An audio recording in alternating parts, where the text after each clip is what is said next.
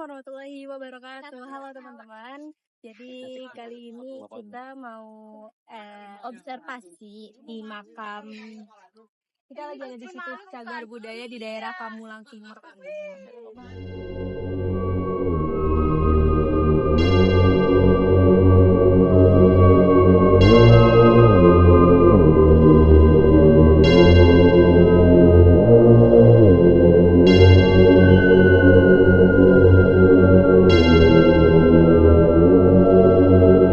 A few moments later.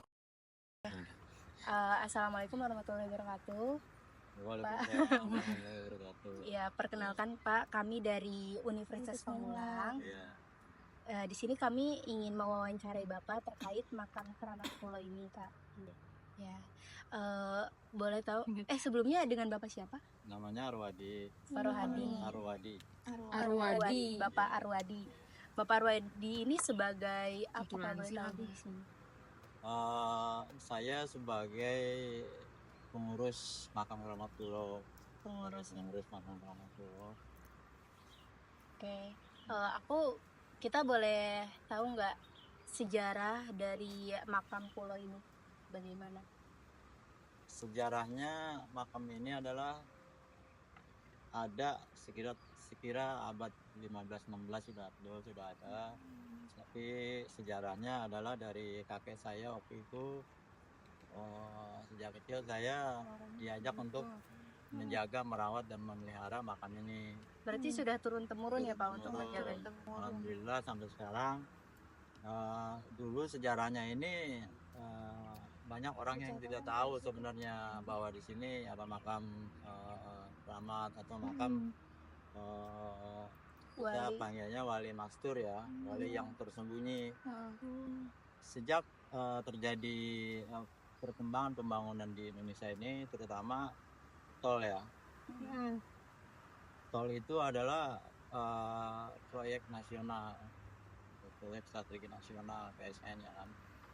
Itu terkait dengan pembangunan tol Serpong Cinere. 2006 kan sebenarnya tol itu melalui Unpan sebenarnya, tapi terjadi perubahan. Terjadi perubahan itu akhirnya trasenya bergeser ke arah sini. Sehubungan dengan trase tol tersebut di sini itu mengenai makam Keramat Pulo ini. Itu pun terjadi setelah adanya tol. Karena saya sebagai pengurus harus menyampaikan kepada pemerintah bahwa sejarahnya seperti apa gitu kan. Nama inilah timbul yang ada di belakang ini ya kan, Raden Sukma Wijaya Sakti, Nyuman Ratu Melati Sukma, Raden Sejati Lalang Buana. Nah inilah yang saya buat deskripsinya yang saya sampaikan kepada pemerintah berdasarkan Undang-Undang 11 tahun 2010 tentang Cagar Budaya terkait dengan pembangunan tol. Alhamdulillah saya 2015 dan 2016 akhir, Desember 2016 ternyata pemerintah tidak melaksanakan pembongkaran karena di sini terkait dengan adanya situs cagar budaya undang-undang. Kalau dia tabrak kan dia sudah menabrak undang-undang. Jadi saya alhamdulillah sebelum saya laksanakan dengan pihak pengembang tol ini, saya ke pemerintah dulu karena amanah undang-undang kan seperti itu. Alhamdulillah jadi dari pihak pengembang tol ini juga mengeluarkan surat kepada saya bahwa makam ini dapat dihindari dengan optimalisasi trase tol dan membuatkan jalan akses masuk. Jadi jalan yang dari depan kemari itu jalan akses masuk ke makam. Kalau tidak ada makam di situ, kemarin sudah ditutup, sudah ada akses masuk ini oleh pihak tol. Karena kan tol nggak boleh akses ditembusin di lahan mereka. Karena ini mereka dan lahan ini adalah lahan tol sebenarnya. Lahan tol kita manfaatin untuk kegiatan masyarakat yang nanti berziarah, yang mau hanya sekedar untuk refreshing atau mau wisata religi. Karena ke depan ini akan kita kembangkan sebagai wisata religi dan spiritual healing. Jadi bagi mereka-mereka yang lagi pusing atau apa bisa kemari refreshing gitu kan, mungkin spiritualnya dengan melakukan itikaf di makam sini. untuk ketenangan hati gitu kan. Seperti itu, jadi sejarahnya seperti itu. Beliau ada sekitar sekira abad 15 sampai 16. Kalau tidak ada tol, saya rasa juga ini belum terbuka. Itu tetap menjadi misteri, menjadi misteri dan menjadi wali mastur, wali yang tersembunyi. Karena kenapa saya katakan wali tersembunyi? Karena di sini banyak hal-hal yang di luar nalar manusia itu tidak bisa gitu kan. Misalnya peziarah yang sembarangan, peziarah yang tidak baik itu memang dibuktikan secara langsung. Makanya saya buat di sana ada papan itu tata cara berziarah, berziarahlah sesuai dengan syariat Islam. Nah, saya khawatir nanti terjadi kemusyrikan. Kalau saya sebagai pengurus bertanggung jawab tentang bagaimana menjaga jangan sampai orang yang berziarah itu musyrik. Benar. Kan tipis antara musik dan ini kan tipis. Makanya saya nanti jangan sampai disalahkan. Jangan sampai saya salah menjerumuskan orang ke hal-hal yang musibah. Seperti itu. Ada lagi? Mohon maaf Bapak, tadi kan katanya ada hal-hal yang di luar nalar. Boleh tahu nggak salah satu contohnya itu seperti apa? Contohnya kejadiannya udah lampau ya. Itu mereka datang kemari, ada beberapa orang yang minta-minta. Pertama minta nomor dan segala macam, itu kan yang nggak boleh. Sesuai syariat berdoa aja kita nggak boleh, apalagi sampai meminta-minta terhadap kuburan.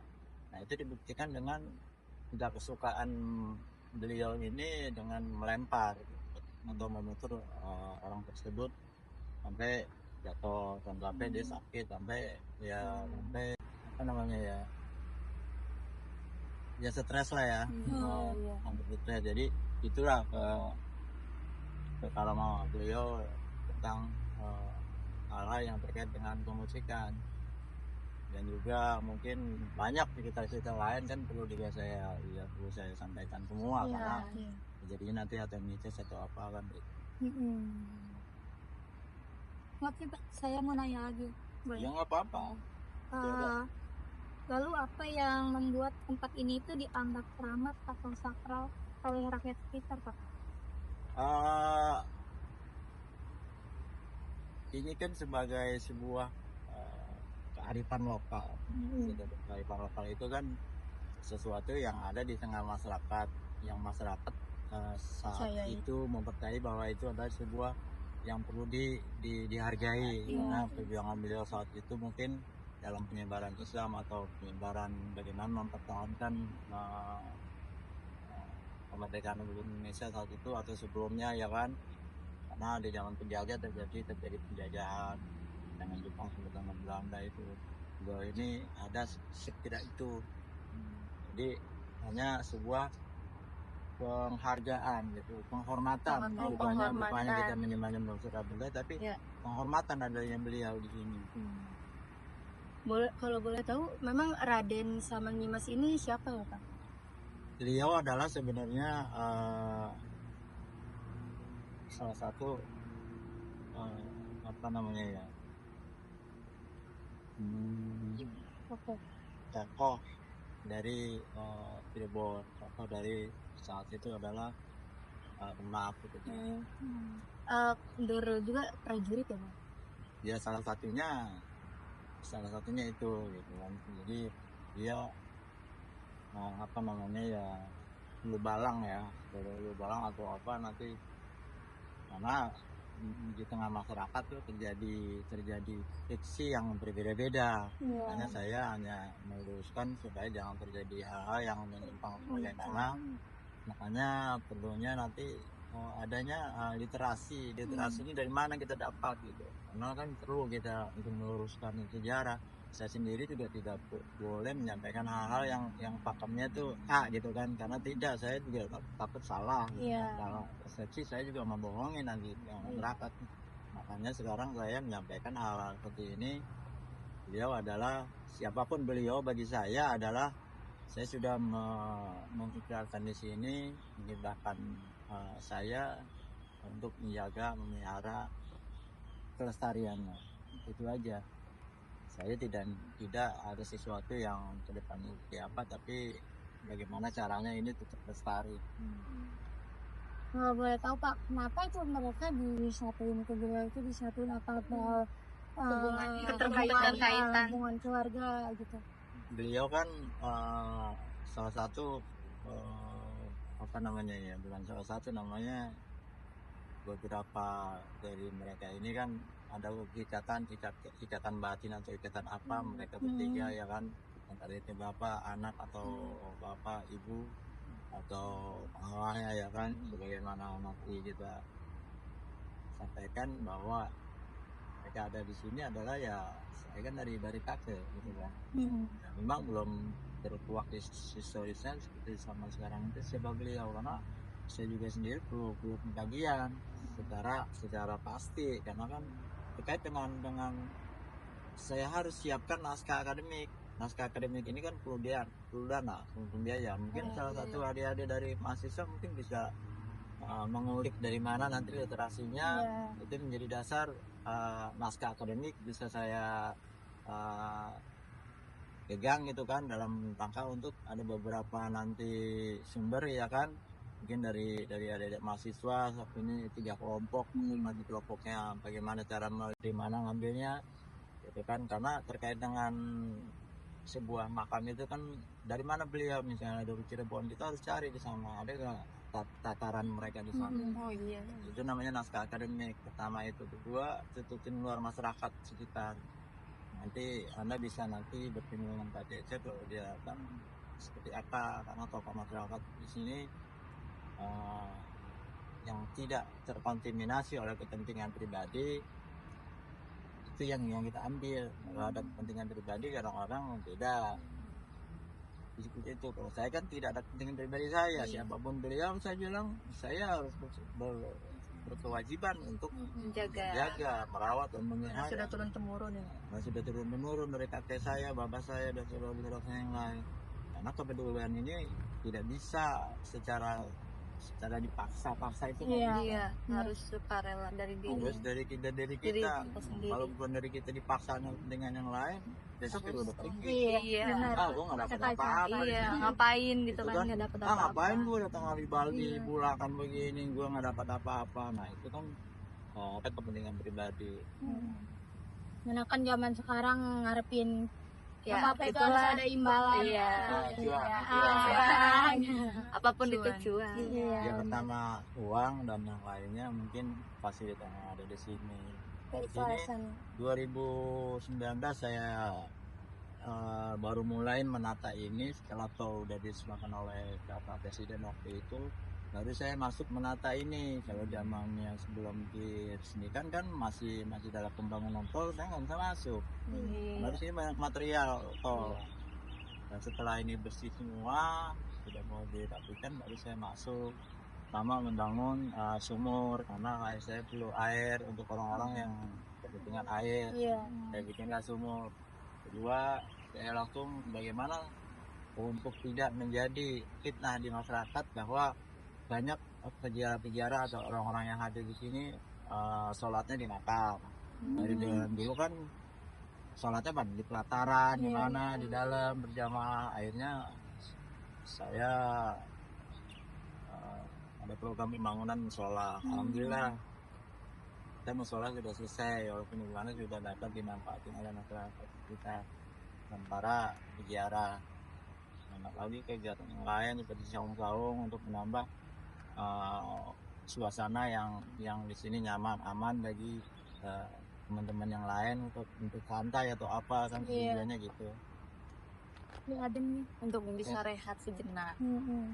Lagi. Terus apa ada hari-hari tertentu gitu Pak untuk yang berziarah? Kalau hari-hari tertentu tidak ada, tapi hari-hari yang kita di sini ituin adalah selasa malam rebo. Malam rebo. Kalau bagi yang umum misalnya, tapi kan kita nggak bisa paksa. Itu beliau mereka yang ziarah itu punya tujuan sendiri. Dan malam apapun ya di sini ya bebas, jamnya bebas, harinya pun bebas. Tapi kita di sini ada beberapa pengurus kelompok pengajian. Jadi waktu awalnya kita malam Sabtu jamaah pengajian dari jam 10 sampai selesai. Terus kita rubah malam Jumat. Berburu malam Jumat dari jam 10 sampai 5 selesai. Jadi untuk Bebas aja ya. berjalan bebas dapat tuh. Lalu ada larangannya nggak sih Pak kalau kita berkunjung? Larangannya Oh, ada. tidak boleh menikah sama kuburan. Oh, iya. Tidak boleh sesuatu yang berkaitan dengan kemusyrikan Mm-mm. sesuai dengan tata tertib yang kita buat. Itu aja. Kalaupun mereka melakukan itu tanggung jawab mereka. Yang penting jaga adab aja, Menghormati. Pak. Ya, itulah adab berziarah di sini. Jadi kalau mau berziarah di sini tuh hatinya harus bersih Harus gitu, bersih. nggak ada niat-niat buruk. Tidak Iya. ada niatannya. Oh ya Pak, aku penasaran. Kalau untuk Jangan penasaran. kuburan, maksudnya Iya, ini penasaran. bingung kayak ada kuburan yang warna putih sendiri itu ada maksud tersendiri atau memang hanya sekedar dibedakan saja? Oh gitu. Yang putih itu menandakan itu orang tua ya. Oh, Orang tua itu Raden Kusuma Wijaya Sakti. Iya. Yang tengah yang Masalati Melati Fitnah, yang sebelahnya lagi Raden Sudajil Buana. Jadi membedakan itu.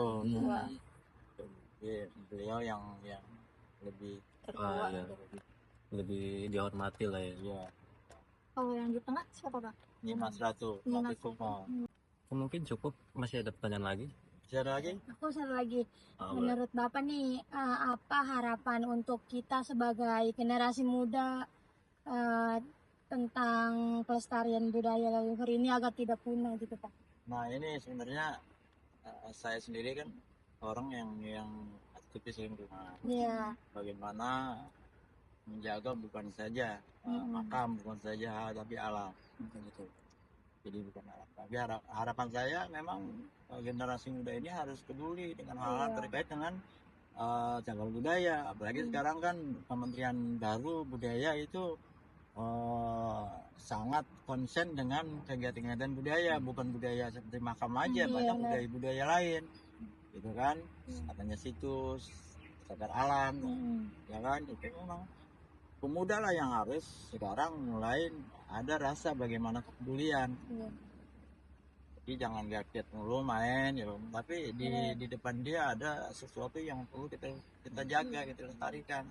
Seperti saya di sini setu itu kan harus kita jaga karena sebagai sumber air, reservoir, saat musim kering bagaimana? Kalau kita rusak, kita kekeringan, nggak ada tampungan air. Tapi alhamdulillah Pak Mulang, walaupun mau panas berapa bulan, iya, tetap tapi air ada juga air. ada. Alhamdulillah. Kalau yang tinggal di Pamulang ya. Iya. Kalau tinggal di tempat lain ya walau alam. Tapi kan tidak semua masyarakat di sini juga peduli terhadap setu. Nah, pertama membuang sampah, ya kan? Contoh dari BPI, masyarakat BPI numpuk di sini, itu kan sampahnya, itu kan juga menambah kedangkalan situ, gitu. Terus masalah cagar budaya ya, inilah coba kita angkat bersama.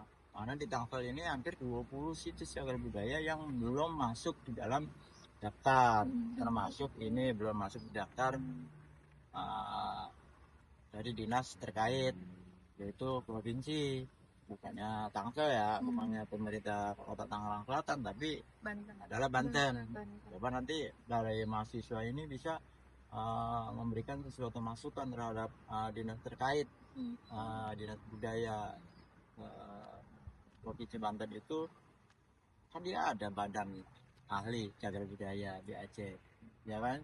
BACB itu loh, nanti bisa ditemuin di sana seperti apa. Kok ini belum terjadi, kok ini belum apa, nanti itu tugasnya akademisi, tugas mahasiswa untuk hal itu. Kita aja sebagai masyarakat hanya bisa mendorong terhadap mahasiswa untuk mengkaji seperti itu. Karena kalau tidak ada dorongan juga pihak-pihak akademisi, ya saya rasa juga pemerintah ya leha-leha aja, karena nggak ada pihak-pihak yang terkait dalam hal ini masalah mahasiswa, ya kan? Dulu juga sebenarnya dosen Unpan Asip almarhum itu masih ada sekarang, Asip namanya. Dosen Unpam. Iya, dosen Unpam juga kan teman saya sebenarnya. Dia juga pengen mengkaji masalah setu waktu itu sama makam setu. Yang kan sampai sekarang follow up-nya belum ada. Di Unpam sendiri kan nggak ada bagian lingkungan kan. Iya, mau Terkait lingkungan di Unpam tidak ada. Seperti itu. Coba kita sadari dengan, karena cagar budaya itu kan ada undang-undangnya. Iya. Karena saya sendiri bergerak itu harus dengan undang-undang. Karena sekarang kalau kita bergerak tanpa regulasi, tanpa aturan, dianggap itu legal. Iya. Betul betul. Sendiri pun nggak apa-apa karena undang-undang mengatur gitu. Kepedulian itu pribadi, kalau anak kan banyak nih. Ya kan saya aja sendiri masih sanggup melawan pemerintah kan gitu. Benar. Iya kan undang-undang, amanah undang-undang gitu. Kayak lingkungan. Saya tuh misalnya, saya sendiri aja masih bisa. Nggak usah beramai-ramai, nggak usah demo. Sendiri aja masih bisa. Karena amanah undang-undang. Cukup Dah. ya, cukup kali Pak. Iya sih. Iya. Terima kasih. Terima kasih Pak. Kita yang terima Iya kasih dong. dong. Kita yang terima Ya, kasih. sebelumnya terima kasih banyak sudah Mau direpotkan sama kita. Nah, kita sudah mau sama- menjadi narasumber. Ya, sama-sama. Saya juga terima kasih atas kehadirannya. Sama-sama Mohon maaf di Pak. sini jamuannya memang lagi Berapa? Tenang, Kenal soalnya. Nanti kita Kita yang- foto aja sama-sama. Iya kok, kita bersyukur banget buat mau diwawancara. Ya, kewajiban kita bersama, bukannya saya pengen atau gimana, karena harus bersinergi antara masyarakat dengan kelompok-kelompok mahasiswa. Karena mahasiswa nggak ada masyarakat juga akan terjadi. Mau ambil dari sumber dari mana kan? Sudah cukup Pak. Sudah cukup ya. Terima kasih Pak. Makasih Pak. Boleh salim. Makasih ya Pak.